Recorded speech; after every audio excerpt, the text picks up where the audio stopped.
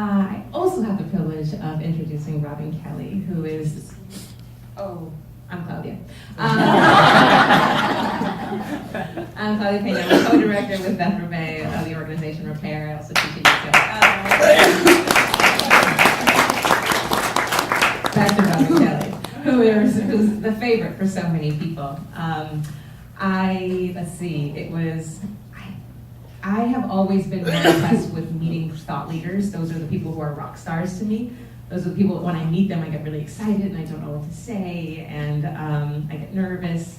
Unlike, I think for some people, they get really excited when maybe they meet someone who's in the movies or, someone who makes music, etc. For me, it's always been thought leaders. So it was the year, I think 2001 or 2002. I was trying to hone in on it today, but I couldn't nail Robin down. And I was living in New York at the time, and I was with my aunt, Deb Willis, who used to live in the same building as Robin Kelley. And her and I were spending the day together. We were running errands, and she said, I need to run over to Robin's apartment for a second. And I was like, Robin Kelley?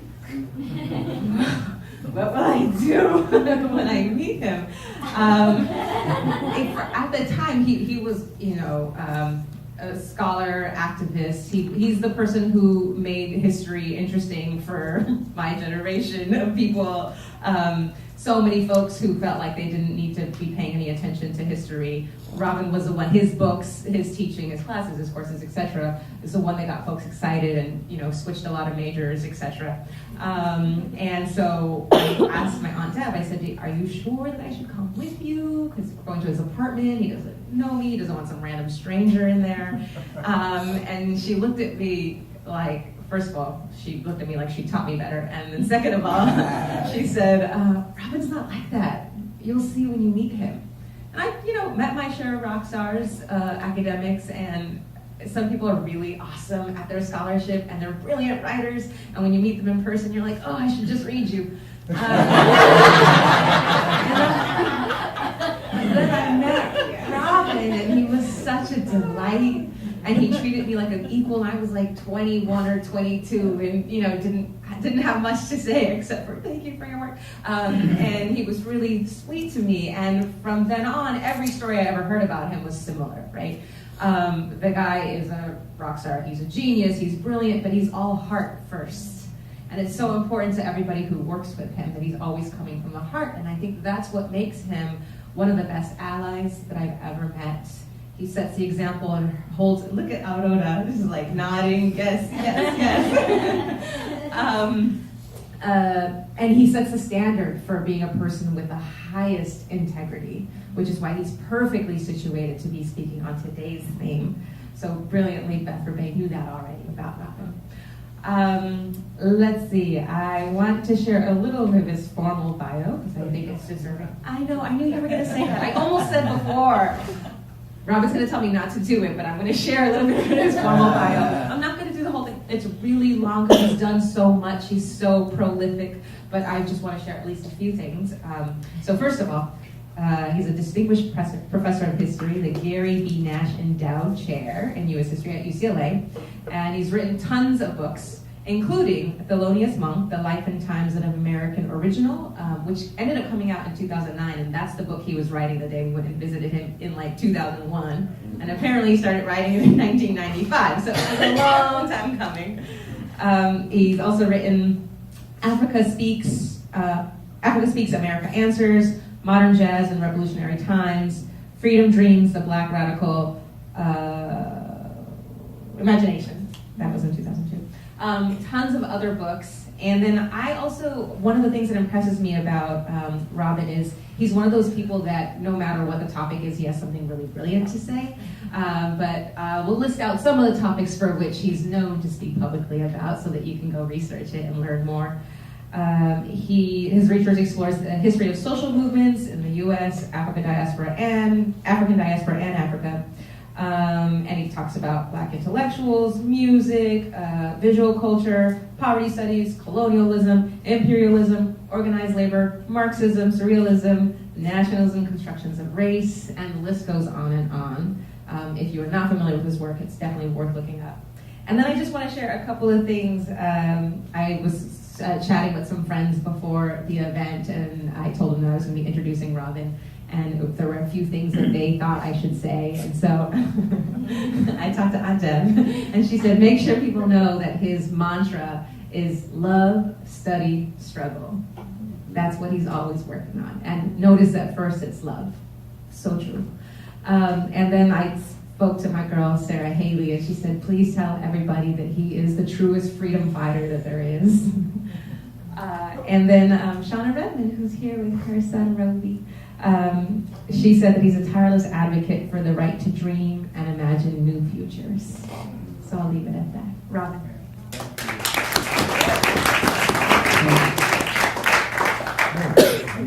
How am I going to do this now? But you got your crew. We have your back. Well, there's a couple things before I begin. I'm not actually better standing. Yes, please. But I feel like I would break the integrity of our group. No. But I don't want to seem like I'm special. I just, I also, because I'm really short, I can't see everybody. You don't mind the permission. Secondly,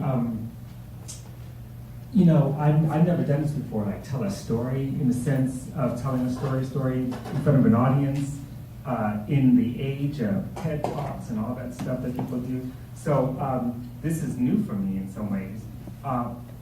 And I'll do the best I can. I do have a story to share. The second thing is, after those beautiful, moving stories, I mean, I'm like emotionally like tired and also just so amazed and impressed that I wish I didn't go. Although, Aurora's going after me, so we'll save the day. And then finally, I dedicate everything I say today to Robeson, who's right back there. This is actually about them in some ways, because it's about children. Anyway, so like a lot of the storytellers, I take my definition of integrity from what Beth said, and which comes straight from Aurora's medicine stories.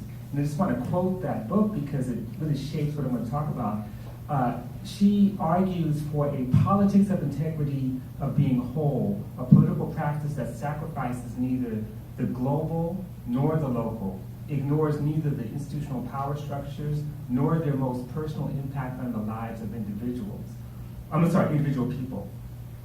That integrates what oppression keeps fracturing, that restores connections, not only in that future we dream of, but right here in the gory, tumultuous, hopeful, messy, and inconsistent present. And that's what we heard from the stories. This is a lot. It's also compelling. I'm completely persuaded by it. But my question I ask myself is, how do we teach this kind of vision of integrity to an 11-year-old? Okay? And that's my question. Seriously, when you think about what is messier, gorier, more tumultuous, and inconsistent than parenting a privileged child, especially a privileged child of color, it's not easy, under racial capitalism. So my daughter, Eliza, is a millennial. She was born in 1990. She came up first during the era of rampant globalization, fast fashion, free trade policies, first world consumerism, third world immiseration, and the global war on terror on the planet. And like most kids her age, she was obsessed with sneakers. Okay, so unfortunately for Eliza, her dad's a communist. That didn't help her. Both her parents were like leftists. We tried our best to boycott sweatshop labor, and we definitely refused to buy Nike. And that's all she wanted, Nike. I mean, you got to understand, in the 1990s and early 21st century, Nike was the obsession. People stood outside to stand up to get Jordans or the latest Nike model. So now in retrospect, I don't blame her, because think about it. Back then, Nike ran this faux feminist commercial insisting that women, athletes that is, should be paid more. And yet the women who made those sneakers received slave wages in an inhuman work environment.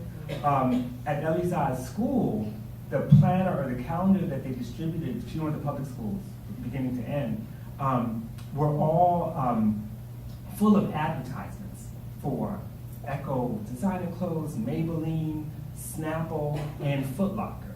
So everywhere she turned, she's being sold sneakers, everywhere. All the kids had these sneakers.